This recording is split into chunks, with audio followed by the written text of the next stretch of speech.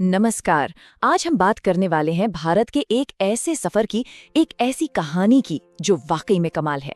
ये कहानी है दूध की, ये कहानी है किसानों की और ये कहानी है एक क्रांति की, जिसने भारत को दूध की कमी वाले देश से दुनिया की सबसे बड़ी ताकत बना दिया।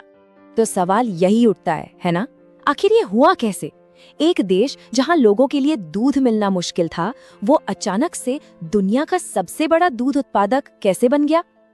कोई जादू नहीं था, इसके पीछे थी एक बहुत ही जबरदस्त योजना।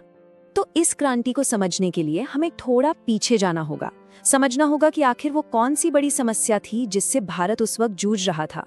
देखिए, आजादी के बाद हमारे सामने सिर्फ अनाज की कमी की ही चुनौती नहीं थी, एक और बहुत बड़ी मुश्किल थी, दूध की कमी।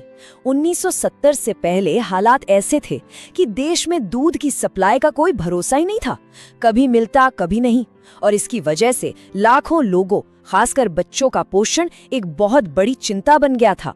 और ये प्रॉब्लम पता है, दो तरफा थी। एक तरफ थे गांव के किसान जिनका बिचौलिए जम के शोषण कर रहे थे, और दूसरी तरफ थे शहर के लोग जिन्हें दूध या तो बहुत महंगा मिलता था या फिर मिलावटी, मतलब पूरा का पूरा सिस्टम ही गड़बड़ था। और कहते हैं ना, जहां समस्या होती है वहीं समाधान भी होता है। तो इसी मुश्किल दौर से निकला एक ऐसा क्रांतिकारी आइडिया जिसने आगे चलकर सब कुछ बदल कर रख दिया। इसे नाम दिया गया श्वेत क्रांति या ऑपरेशन फ्लड। और इसका मकसद बहुत बड़ा था, एक ऐसा देशव्यापी मिल्क ग्रिड तैयार करना जिससे दूध का उत्पादन भी बढ़े, और सबसे जरूरी बात, गांव के दूध बनाने वाले किसान सीधे शहर के बाजारों से जुड़ जाएं, मतलब बिचौलियों का खेल खत्म। अब हर बड़ी कहानी के पीछे एक हीरो होता है ना? इस कहानी के हीरो थे डॉक्टर वर्गीस कुरियन। इन्हें ही father of the white revolution कहा जाता है। सच कहें तो उन्हीं के विजन और जिद ने इस नामुमकिन से लगने वाले काम को मुमकिन कर दिखाया। तो डॉक्टर कुरियन ने रास्ता कौन सा चुना? उन्होंने चुना सहकारी मॉडल, यानी एक ऐसा सिस्टम जहां किसान बिचौलिए के लिए काम नहीं करते बल्कि खुद ही मालिक होते हैं। और इसका सबसे बड़ा और सबसे सफल एग्जाम्पल वो तो हम सब जानते हैं, अमूल। चलिए, ये तो हुई प्लान की बात। कागज पर तो ये सब बहुत अच्छा लग रहा था, पर असली सवाल ये था कि इसे जमीन पर उतारा कैसे गया। आइए अब वो समझते हैं। देखिए, ऑपरेशन फ्लड कोई एक दो दिन का काम नहीं था, ये एक बहुत लंबी सोची समझी योजना थी। इसे लगभग 26 साल लगे और 3 अलग अलग फेज में लागू किया गया। पहले फेज में बड़े बड़े मेट्रो शहरों को जोड़ा गया, दूसरे में इसका दायरा और बढ़ाया गया, और तीसरे फेज में फोकस था इसे पूरी तरह से आत्मनिर्भर बनाने पर। और इस पूरे ऑपरेशन की नींव थी अमूल का 3 टियर स्ट्रक्चर। सुनने में शायद मुश्किल लगे, पर यह बहुत सिंपल और असरदार था। देखिए, होता क्या था, पहले गांव के सारे किसान मिलकर एक कोऑपरेटिव सोसाइटी में अपना दूध जमा करते थे।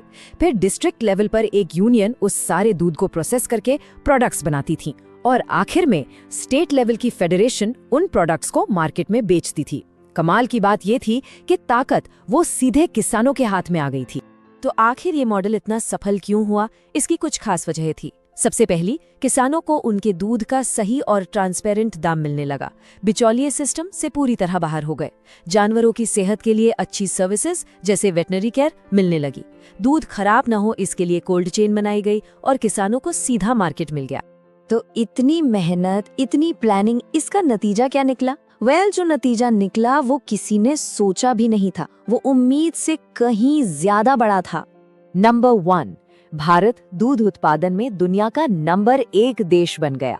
सोचिए, जो देश कुछ साल पहले तक दूध इंपोर्ट करता था, वो पूरी दुनिया को लीड कर रहा था। ये वाकई एक हिस्टोरिकल अचीवमेंट थी। और ये कहानी सिर्फ दूध की प्रोडक्शन की नहीं है, इसका असर बहुत गहरा और दूर तक गया। इसने गांव की इकोनॉमी को एक नई जान दी। छोटे छोटे किसानों के लिए एक रेगुलर इनकम का जरिया बन गया। लाखों लोगों को रोजगार मिला। और सबसे बड़ी बात, डेयरी कोऑपरेटिव्स में महिलाओं की भागीदारी ने उन्हें आर्थिक रूप से बहुत मजबूत किया। और हाँ, देश में न्यूट्रिशन लेवल भी बेहतर हुआ। तो जैसा कि कहा जाता है, ये सिर्फ दूध की कहानी नहीं है, ये कहानी है ग्रामीण भारत की आर्थिक आजादी की।